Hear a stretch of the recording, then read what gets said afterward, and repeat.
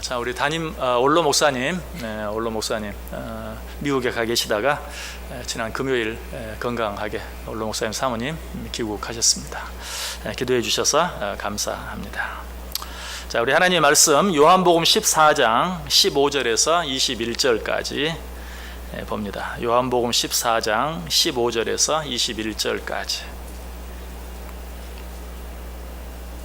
한 절씩 교독합니다. 제가 먼저 15절 읽습니다. 너희가 나를 사랑하면 나의 계명을 지키리라.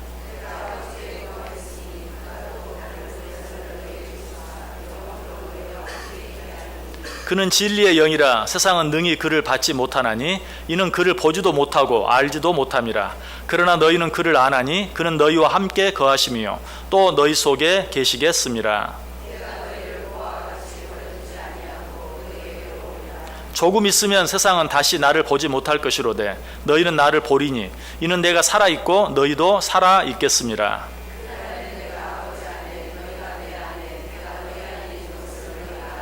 같이 읽습니다. 나의 계명을 지키는 자라야 나를 사랑하는 자니 나를 사랑하는 자는 내 아버지께 사랑을 받을 것이요 나도 그를 사랑하여 그에게 나를 나타내리라. 아멘. 우리 옆 사람들과 한번 인사할까요? 참 잘 오셨습니다. 큰 은혜 받으시기 바랍니다. 여러분들 정말 잘 오셨습니다. 하나님의 큰 은혜가 여러분들 위에 넘치시기를 주님의 이름으로 간절히 축복합니다. 여러분, 거제도 남동쪽에 있는 거제도보다 훨씬 작은 섬이지만 거제도보다 더 유명해진 섬이 있는 거 아시죠? 그 섬 이름이 뭐죠? 외도라는 섬입니다. 외도. 아마 가보신 분도 있고 혹 안 가보신 분도 있을지 모르겠는데 저도 가봤어요. 제가 한국에 온 첫 번째 해 여름 휴가 때 거기를 한번 갔었는데 정말 아름답더라고요. 얼마나 이 정원을 아름답게 꾸며 놓았는지, 야, 어떻게 사람이 이렇게 아름다운 정원을 만들 수 있을까 하는 생각이 들 정도로 정말 아름답게 잘 만들어진 그런 정원이었어요. 그러나 그것이 그렇게 하루아침에 만들어진 게 아니라고 그러죠.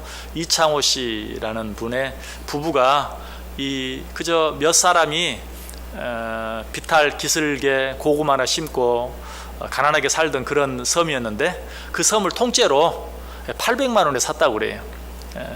그래서 거기에서 뭘 해볼까, 처음부터 정원을 만들 생각도 아니었고 농사도 지어보았는데 뭘 지어야 될지를 알 수가 없고 또 잘 되지도 않고, 그래서 나중에는 이제 정원을 만들려고 했는데 문제는 뭐냐면 물을 찾을 수가 없다는 거예요.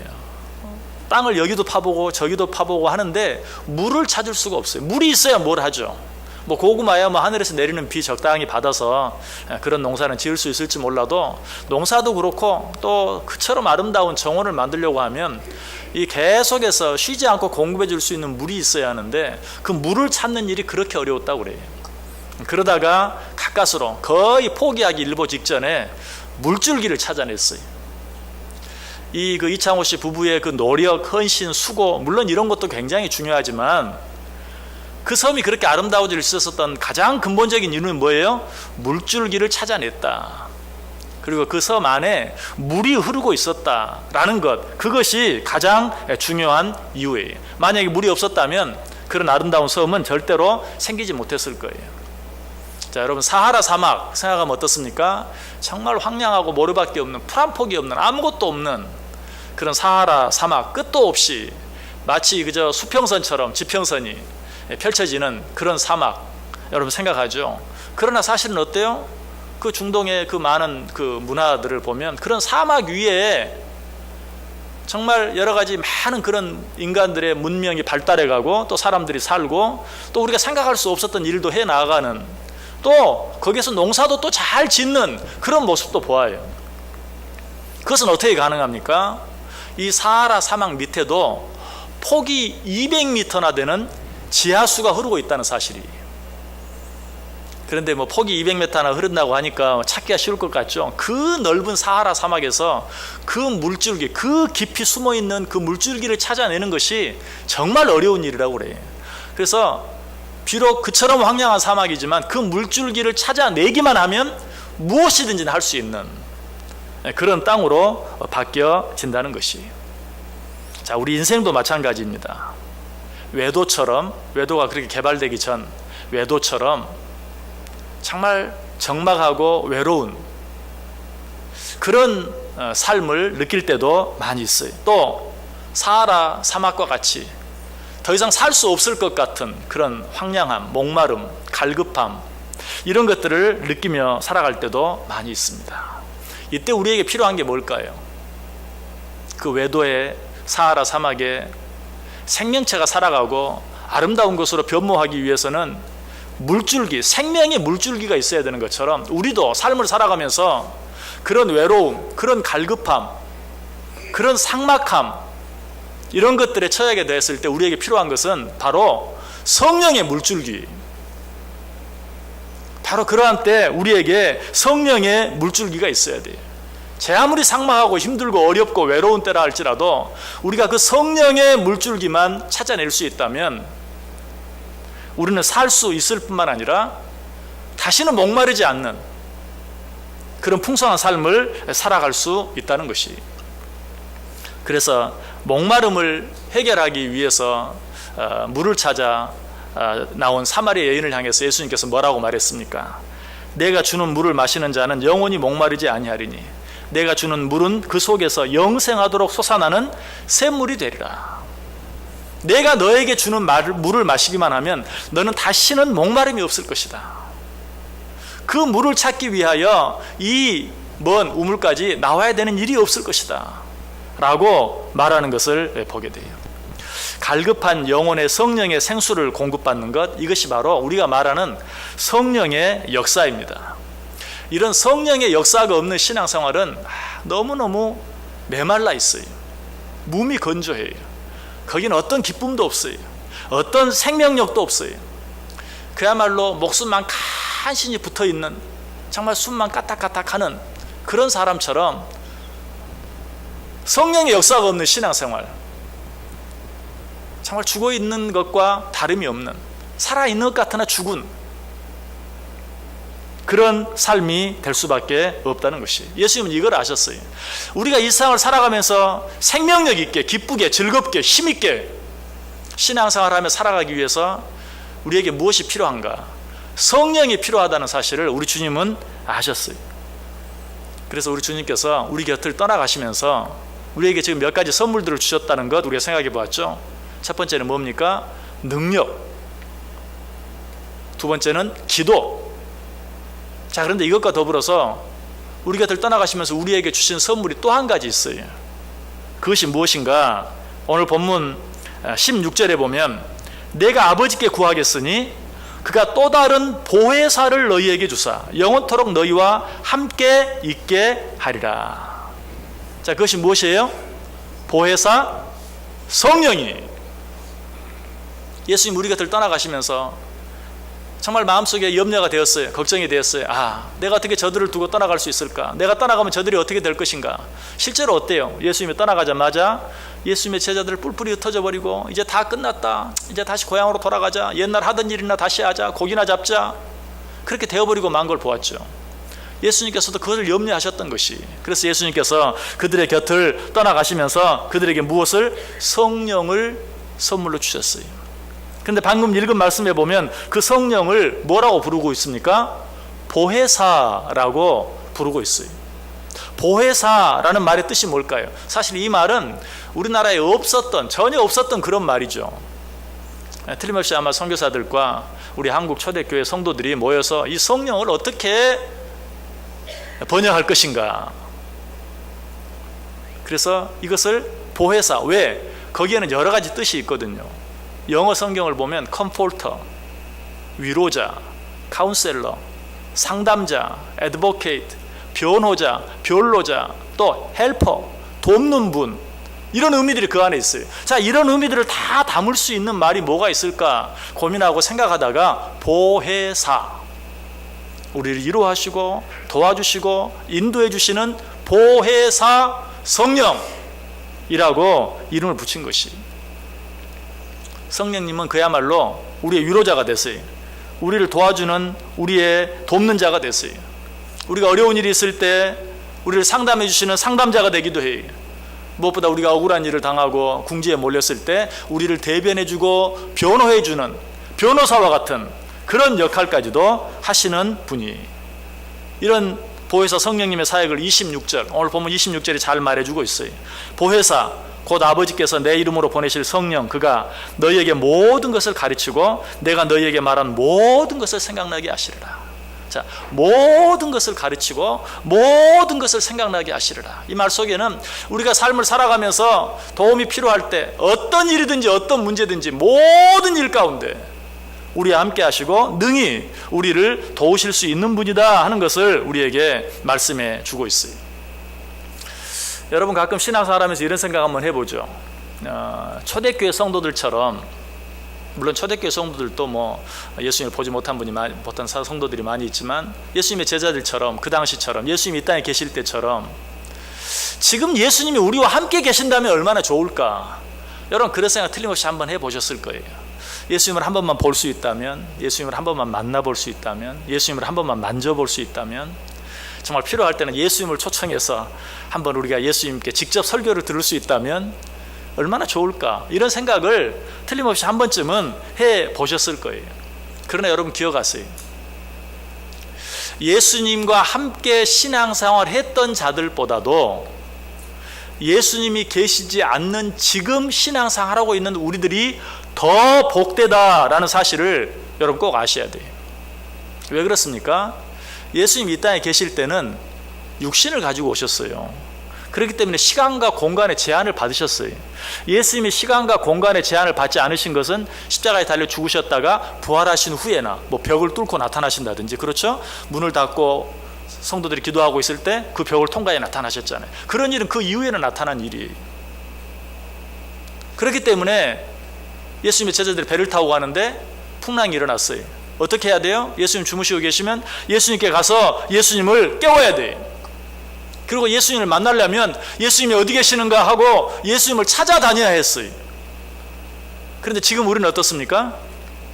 그렇게 할 필요가 없어요.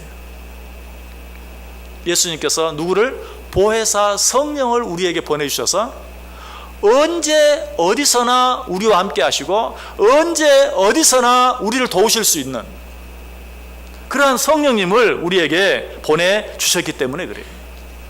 얼마나 감사한 일입니까? 예수님이 지금 우리와 함께 육신적으로 같이 계신다면 참 좋을 것 같지만, 만약에 그 예수님이 부산에 가 계시면 여러분 KTX 타고 부산까지 가셔야 돼. 그리고 또 북한에 볼 일이 있어 북한에 가시면 우리는 그냥 기다려야 돼. 가지도 못하고. 그러나 지금은 어때요? 시간과 공간의 제한을 받지 않는 보혜사 성령을 우리에게 보내주셔서 우리는 늘 그분과 함께하고 그분의 도움을 받을 수 있게 되었다는 사실이. 여러분, 이 성령님이 우리와 함께 계시는 것을 믿으시길 바랍니다. 뿐만 아니라 이 성령님께서는 우리를 위해 쉬지 않고 끊임없이 날마다 뭐하고 계신다고요? 기도하고 계세요. 로마서 8장 26절, 이와 같이 성령도 우리 연약함을 도우시나니 우리는 마땅히 기도할 바를 알지 못하나 오직 성령이 말할 수 없는 탄식으로 우리를 위하여 친히 간구하시느니라. 여러분, 혹 나는 별로 기도하지도 않는데도 나름대로 편안하고 나름대로 은혜 가운데 살고 계신다 라고 느끼는 분 계십니까? 성령님의 은혜인 걸 믿으시길 바랍니다. 그렇다고 그 자리에 그냥 그대로 머물러 있어서는 안 돼요. 그 성령님께서 말할 수 없는 탄식으로 우리를 위하여 기도하고 계시지만 우리가 어떤 자들이 되길 원해요? 이제는 장성한 자들이 되길 원해요. 젖이나 먹는 자들이 아니라 단단한 음식을 먹는, 친히 하나님 앞에 나와 무엇인가 구할 수 있는. 여러분들이 어린 아이를 키울 때는 어떻습니까? 다 알아서 챙겨줍니다. 그러나 나이가 들어가면서도 계속 챙겨줘야 되는 그런 상태로 머물러 있으면 그 부모의 마음은 아파요. 내가 언제까지 도대체. 여러분, 우리가 기도하지 않고 게으름 가운데서도 이만큼 살 수 있는 것은 정말 성령님께서 말할 수 없는 탄식으로 지금도 기도하고 계시기 때문이. 그러나 그 마음을 헤아리면서 이제는 어때요? 우리가 직접 담대하게 하나님 앞에 나아가서 구할 수 있어야 돼요. 어쨌든 우리가 지금 이렇게 살아갈 수 있는 것은 성령의 은혜예요. 그래서 예수님께서는 우리에게 그렇게 말씀하시죠. 내가 너희를 떠나가는 것이 너희에게 유익이라. 내가 너희를 떠나가는 것이, 아까 말씀한 그것 때문이에요.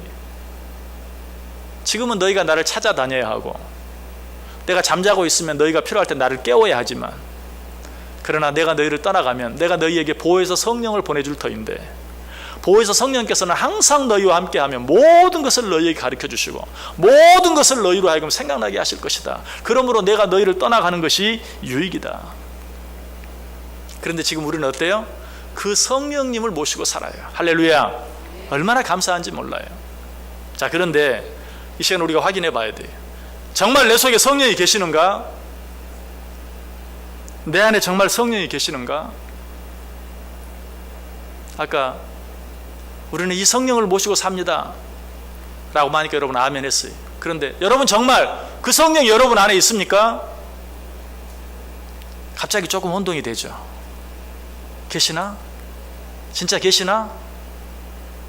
그 이여령 씨가 쓴 아들이여 이 산하를 이라는 책이 있어요. 거기에 보면 어떤 동네 할아버지 한 분이 계시는데 수염이 아주 배꼽에 닿을 정도로 길어요. 근데 그 동네 사는 어린아이가 그 할아버지를 볼 때마다 궁금한 게 하나 있었어요. 근데 마침 길을 가다가 그 할아버지를 만났어요. 그래서 이 아이가 할아버지에게 묻습니다. 할아버지는 주무실 때 그 수염을 이불 속에 넣고 주무세요? 아니면 이불 밖에 꺼내고 주무세요? 갑자기 할아버지가 헷갈리는 거예요. 내가 이 수염을 이불 속에 넣고 자나 겉에 꺼내고 자나? 그래서 갑자기 글쎄 잘 모르겠다. 내가 오늘 밤에 한번 자보고 나서 내일 너한테 얘기해 줄게. 그리고 이 할아버지 저녁에 집에 가서 잡니다. 수염을 이불 속에 넣어보았어요. 굉장히 답답해요. 또 꺼내놓았어요. 좀 허전하고 이상해요. 밤새 넣었다 뺐다 잠도 못 자고 했다는 그런 이야기가 있어요. 여러분, 성령이 여러분 안에 계십니까? 네, 아멘해서 참 다행이에요. 그런데 정말 하나님이 내 안에 계신다, 성령이 내 안에 계신다 믿고 살았는데 갑자기 물으니까 정말 계시는가? 계시는 것 같기도 하고 안 계시는 것 같기도 하고 헷갈릴 수도 있어요. 자, 여러분, 그러나 이 시간에 분명히 성령이 내 안에 계시는지 계시지 않는지 확실하게 확인해 볼 수 있는 방법이 있어요. 고린도전서 12장 3절에 보면 성령으로 아니하고는 누구든지 예수를 주시라 시인할 수 없느니라. 여러분, 예수 그리스도를 여러분의 구주로 시인하십니까? 예수 그리스도를 여러분의 구주로 믿으십니까? 여러분, 주여 한번 같이 한번 외쳐보겠습니다. 주여! 여러분 안에 성령이 계십니다. 성령이 계십니다. 믿으시길 바랍니다. 성령이 아니고서는 예수 그리스도를 주라고 시인할 수 없다. 그런데 아마 이렇게 말하면 또 여러분 가운데 이렇게 질문하고 싶은 분도 계실 것이에요. 성경에 이런 말씀도 있잖아요. 주여 주여 하는 자마다 다 천국에 들어갈 것이 아니다. 다만 하늘에 계신 내 아버지의 뜻대로 행하는 자라에 들어가리라 라는 말씀도 있잖아요. 그 말은 주여 주여 라고 해도 가짜일 수 있다는 말 아닙니까? 어떻게 보면 이 두 가지 말이 성령이 아니고는 주시라 시인할 수 없다 라는 말과 주여 주여 라고 부른다고 해서 다 구원받을 수 있는 것 아니다 라는 말씀이 서로 상충되는 것 같아요. 그러나 문제는 간단해요. 여러분이 방금 주여 라고 했는데 그것이 진심인지 아닌지 여러분이 확인해 보면 돼요. 정말 예수님이 나의 주인인지 아닌지 아직 내가 믿어지지 않는데 얼마든지 입술로 할 수 있죠. 주여 주여. 사람들에게 아부하는 것처럼, 사람들에게 필요할 때 거짓말하는 것처럼, 사랑하지 않는데 사랑한다고 말하는 것처럼. 다른 사람은 몰라요. 그러나 나는 할 수 있어요. 예수 그리스도를 내가 정말 주라고 믿고 예수 그리스도가 나의 구주임을 인정하고 주여 라고 했다면 내 안에 성령이 계시는 것이, 성령이 계시지 않고는 절대로 진심으로 예수 그리스도를 나의 구주라고 인정할 수 없다라고 우리에게 말해주고 있어요. 자, 그런데 예수 그리스도를 나의 구주로 분명히 믿는다 할지라도 한 가지 더 확인해야 될 거 있어요. 그것이 무엇이냐면 예수님이 나의 구주인 것 믿습니다 라고 고백하면서도, 진심으로 그렇게 고백하면서도 예수 그리스도 외에도 다른 믿을 길이 있다고 생각한다면 그것은 내 안에 성령이 계시지 않는 것이, 소위 다신론자들, 여러분 세상에 그런 자들 참 많아요. 하나님 믿으세요. 예수님 믿으세요. 나도 하나님 믿습니다. 예수님 믿습니다. 이 세상에 신이 있다는 것, 절대자가 있다는 것 나는 믿습니다. 그러면서도 하나님도 믿고 예수님도 믿고 세상에 다른 신도 믿고, 의외로 그런 자들이 참 많아요. 나는 그렇지 않습니다. 여러분, 물론 우리는 하나님을 믿고 그 아들 예수 그리스도를 나의 구주로 믿습니다. 그럼에도 불구하고 내가 이 세상 살아가면서 이 일은 이 사람에게, 저 일은 저 사람에게, 어쩔 때는 물질 쫓아, 어쩔 때는 명예 쫓아 하나님 잊어버리고 나아간다면 내 안에 하나님 외에 다른 신들이 너무나 많은 것이, 하나님 외에 다른 우상들을 너무나 많이 섬기고 있는 것이, 그런 자들은 내 안에 성령이 계시다고 온전히 말할 수 없어요. 왜? 사도행전 4장 12절에 이렇게 말해요. 다른 이로서는 구원을 받을 수 없나니 천하 사람 중에 구원을 받을 만한 다른 이름을 우리에게 주신 일이 없다. 예수 그리스도 한 분 외에는 우리의 구원자 되시는 다른 어떤 분도 없다는, 내가 의지하며 살아가야 될 다른 어떤 존재도 없다는 사실을 분명히 믿지 못한다면, 정말 내 안에 성령이 계시는가, 내가 다시 한번 확인해 볼 수 있어야 돼. 디모전서 2장 5절도 말해요. 하나님은 한 분이시요 또 하나님과 사람 사이의 중보자도 한 분이시니 곧 사람이신 그리스도 예수라. 무엇보다도 예수님께서 친히 뭐라고 말합니까? 내가 곧 길이요 진리요 생명이니 나로 말미암지 않고는 아버지께로 올 수가 없다. 예수 그리스도로 말미암지 않고는 구원의 일을 다른 길이 없다는 사실을 분명하게 믿는 것, 이것이 성령이 내 안에 계시는 것이. 아직도 이 사실이 헷갈리고 아직도 이 사실이 믿어지지 않는다면 내 안에 성령이 계시는지 다시 한번 확인해 볼 수 있어야 돼요. 자, 그런데 이 방법 말고도 오늘 본문 속에 또 한 가지, 내 안에 정말 성령이 계시는가 하는 것을 확인해 볼 수 있는 또 한 가지 방법이 있어요. 18절에 나와요. 내가 너희를 고아와 같이 버려두지 아니하고 너희에게로 오리라. 자, 예수님께서 우리 곁을 떠나가시면서 내가 너희를 고아와 같이 버리는 게 아니야. 내가 다시 너희에게 올 거야. 어떻게? 성령으로. 보혜사 성령을 내가 너희에게 보내주시겠다. 이 말은 곧 내가 너희를 고아와 같이 버려두지 아니하고 내가 너희들에게 다시 성령으로 내가 너희들에게 올 것이다 라고 이야기하고 있어요. 보혜사 성령이 그 속에 있지 아니하는 자는 마치 부모가 없는 고아와 같을 것이다. 그러나 성령이 계시는 자는 결코 고아와 같지 않을 것이다 라고 이야기하고 있어요. 자, 그렇다면 이 세상에서 내가 살아가는 내 삶이 부모가 없는 고아와 같은 삶인가, 아니면 부모가 있는 자녀들의 삶인가, 어떻게 확인할 수 있습니까? 평상시엔 잘 몰라요. 문제가 없을 때는 몰라요. 어려움이 없을 때는 몰라요. 자, 어린 아이들이 밖에 나가서 막 뛰노옵니다. 친구들하고 열심히 뛰노옵니다. 자, 거기에서 누가 고아이고 누가 부모가 있는 자녀인지 우리가 구별하기가 어려워요. 그러나 언제 알 수 있습니까? 어려운 일이 생겼을 때. 그 아이들이 놀다가 한 아이가 심하게 다쳤어요. 피가 질질 흘러요. 그때 얼른 엄마에게로 갈 수 있는, 아빠에게 갈 수 있는, 엄마 아빠를 부를 수 있는, 집으로 갈 수 있는 그 아이는 고아가 아니. 그러나 피가 심하게 흐르는데도 엄마 아빠를 부르지 못하고 집으로 가지도 못하고 자기 스스로 그 문제를 해결하기 위해서 끙끙거리는 아이라면 그 아이는 어때요? 고아예요. 자, 우리의 삶을 한번 보세요. 하나님께서는 우리를 고아와 같이 내버려 두지 않겠다고 했어요. 그러기 위해서 보혜사 성령을 보내주시겠다고 했어요. 문제가 없고 편안할 때는 누구 안에 성령이 계시고 누구 안에 성령이 계시지 않는지 몰라요. 그러나 언제? 어려움이 있을 때, 큰 고난이 닥쳤을 때, 정말 주여 외치며 하나님 앞에 나아가 하나님의 도우심을 구하고 성령의 도우심을 구하는 자, 그 순간에 다른 아무것도 보이지 아니하고 오직 하나님만, 우리 주 예수 그리스도만, 성령님만 보이는 자, 이런 자의 마음속에 성령이 계시는 거예요. 그런데 아까 말씀드렸던 것처럼 그런 일이 있으면 믿었던 하나님, 예수님, 성령님 온데간데 사라져버리고 그 어떤 사람, 어떤 힘 있는 어떤 사람, 어떤 능력 있는 어떤 사람, 그런 사람이 생각나면 어때요? 그 사람 안에는 성령이 계시지 않는 거예요. 성령은 분명히 말했어요. 어려운 길이 있을 때 모든 것을 생각나게 하시고 모든 것을 가르쳐 주시겠다고 했는데 정작 어려운 일이 닥치니까 하나님 다 잊어버리고 기도하는 것도 잊어버리고 말씀하는 것도 잊어버리고 어떤 사람에게 뛰어가서 도움 구할 것만 생각한다면 그 사람 안에는 성령이 계신다고 말할 수 없어요. 그 사람은 영적 고아와 같아요. 그런데 이보다도 더 분명하게 고아와 고아가 아닌 자를 구별할 수 있는 방법이 있어요.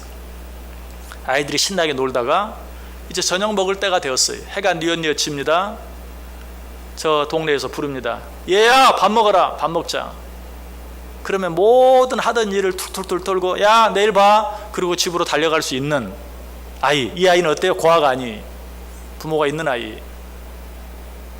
그런데 하나, 둘, 셋, 넷 다 가는데도 갈 데가 없어서 그저 한쪽 구석에 쭈그리고 앉아서 돌멩이로 땅바닥이나 극적거리고 있는 아이가 있다면 이 아이는 고아예요.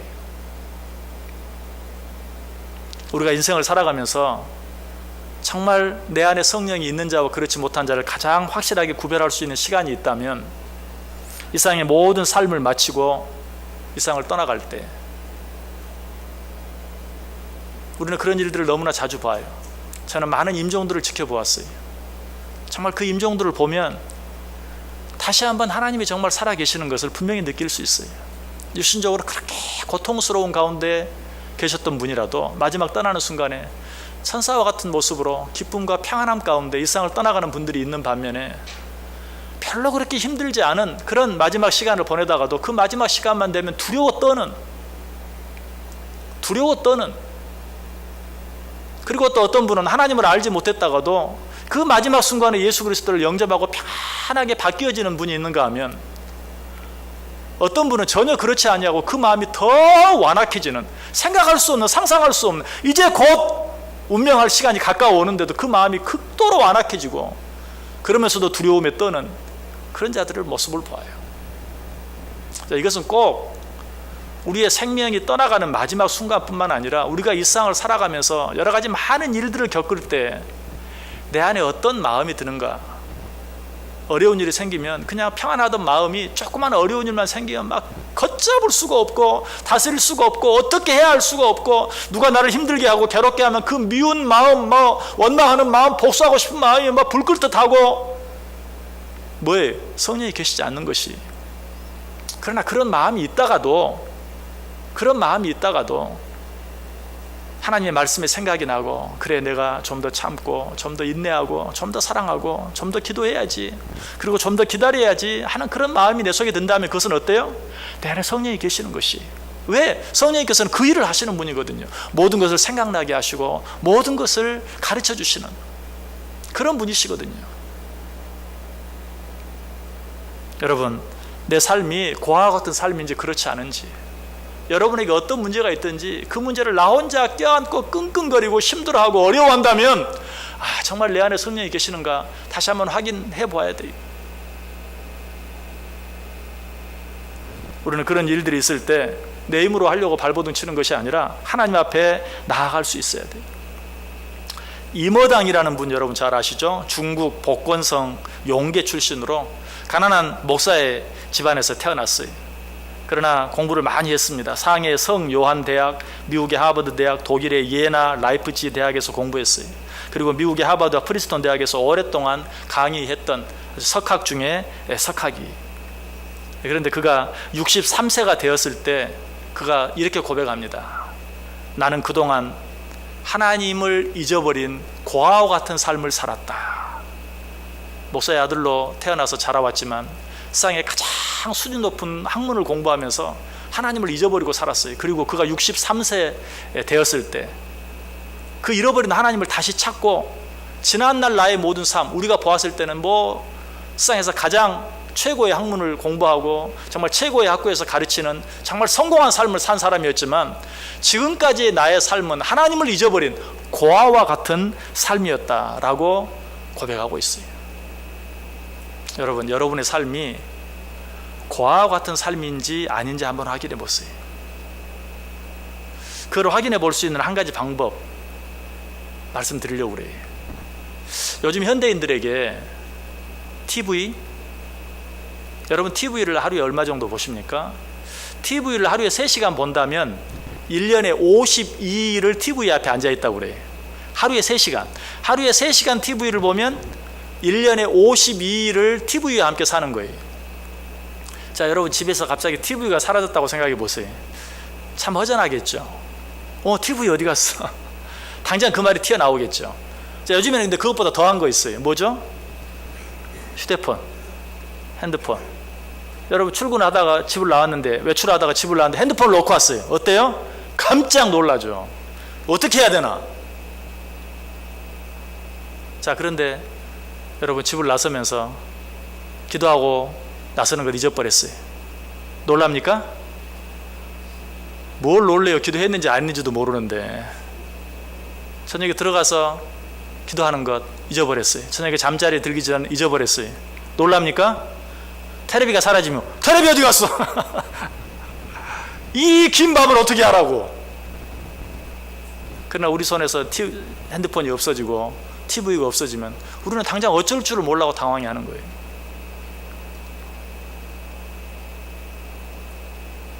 여러분, 내 삶 속에 성령이 계시는가 계시지 않는가, 최소한 내가 믿는 그 하나님, 내 안에 계시는 그 성령님이 최소한 내 삶 속에서 TV와 같은, 핸드폰과 같은, 잠깐이라도 내가 잃어버리고 생각하지 아니하고 그분을 찾지 아니하고 그분에 나아가지 아니하면 정말 허전해서 어떻게 할 수 없는 그런 시간들, 그런 순간들이 나에게 있는가.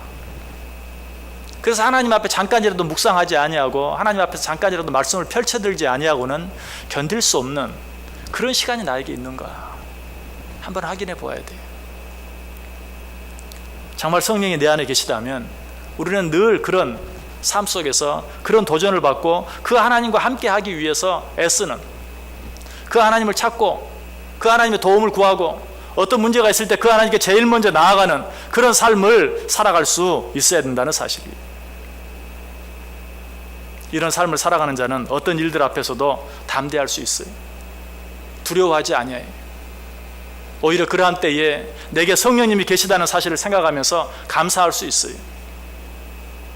여러분 속에 기도하고 싶은 마음이 있는지 한번 확인해 보세요. 말씀을 읽고 싶고 듣고 싶고 배우고 싶은 마음이 있는지 확인해 보세요. 한 주간 동안 살아가면서 주일이 기다려지는 마음이 조금이라도 있는지 한번 확인해 보세요. 물질을 사용하면서 정말 내가 이 세상 살아가는데도 힘들고 어렵지만 그러나 10분의 1은 하나님의 것이라고 구별하는 그런 마음이 내 속에 있는지 확인해 보세요. 세상이 힘들고 어려울 때마다 저 영원한 하나님의 나라에 대한 소망이 내게 위로가 되는지 되지 않는지 한번 확인해 보세요. 그런 마음이 내 속에 없다면, 사도 바울은 그런 마음이 그 속에 없는 자들을 향해 이렇게 무섭게 경고합니다. 만일 너희 속에 하나님의 영이 거하시면 너희가 육신에 있지 아니하고 영에 있나니 누구든지 그리스도의 영이 없으면 그리스도의 사람이 아니라. 그리스도의 영이 너희 속에 없으면 무슨 말이에요? 기도하고 싶은 마음이 없다면, 하나님의 말씀을 펼쳐 읽고 듣고 배우고 싶은 마음이 없다면, 정말 주일이 기다려지는, 주일이면 하나님 앞에 나아가 예배하고자 하는 그런 마음이 너희 속에 없다면, 물질적으로 세상 살아가기가 힘들고 어려운 가운데서도 10의 1은 하나님의 것이라는, 그래서 구별하는 그런 마음이 너희 속에 없다면